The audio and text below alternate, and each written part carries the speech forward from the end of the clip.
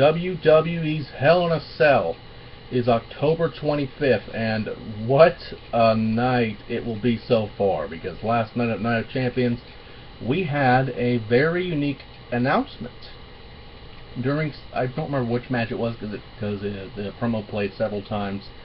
It was a promo by Paul Heyman about the Brock Lesnar's Go to Hell tour.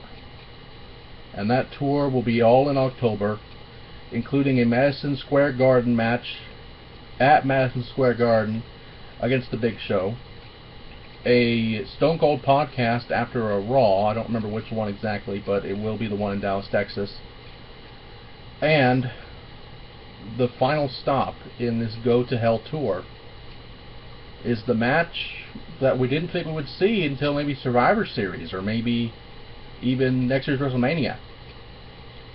The trilogy of this match, of this current series of matches rather, The Undertaker versus Brock Lesnar inside the Hell in a Cell. Now, for those who remember their history, this is not the first time that Brock Lesnar and Undertaker have been inside of a Hell in a Cell. It's for the WWE Championship before it was unified with the World title, and it was when they were both prominently on SmackDown. And I believe I remember this because it was back when I was catching up on SmackDown at the time. The Undertaker lost at Hell in a Cell. This was when he was under his biker gimmick, though, so it was more of a more humanized, weakened Undertaker per se, as opposed to the Undertaker we know and love now. But the Undertaker basically was the beginning of the Hell in a Cell. When he first faced Shawn Michaels in the very first Hell in a Cell match ever, when Kane was going to debut, and I still remember to this day, took the cell wall down, and actually it was the door, tore the door down, tombstone the Undertaker, and then Shawn Michaels obviously won the match. But the Undertaker and Hell in a Cell are two things you do not want in your career.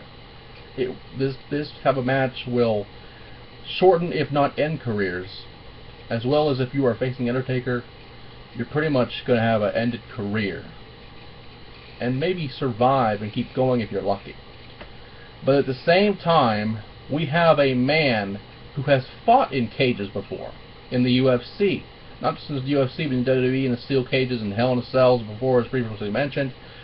Brock Lesnar is comfortable inside a cage, let alone in a cell. Because once you put a beast into a corner, you almost are guaranteed one of two things: death or near survival. With this type of match, I feel that this will be the end of this feud between Brock Lesnar and The Undertaker, because one of them will walk out of this cell. I don't know who. I don't care who. But if anything, I can honestly say that we could see the end of both of these men's careers in this match when it does happen on October 25th. But there is a reason to this madness, and I will say why. I honestly believe The Undertaker will win this match, and the reason being is WrestleMania is around the corner. It will be in Jerry World, the fucking Cowboys Stadium, the new one with the giant, the one you've seen on television with the giant fucking screen that no one needs, yet it is a giant help to anyone in the very back rows, because it's like you're watching it on your television or on some device on some network for a certain price that we will not disclose. And the fact is, Undertaker needs to win this match, because I can honestly see him retiring at WrestleMania in Dallas. But I don't know if that will happen due to the recent injuries of Sting, which we'll go through in another time when we get any update on that as well. It was last night. It was some kind of I believe it was either during the buckle bomb in the corner or when he fell through the smash announce table and the back of his head, if not his neck, if not every part of the head and the skull, hit a monitor on the Spanish announce table. We'll get to that at another time. But the fact here is, we have had the potential of an Undertaker-Sting match at WrestleMania where they could both retire, probably, with that type of matchup. Because Sting recently has moved to the Texas area. I don't remember if it's Dallas or Houston or San Antonio or wherever, but it's possible. But with that being said, Hell in a Cell is October 25th, and hopefully we will see what happens tonight on Raw. If there's any more matches, we will let you know.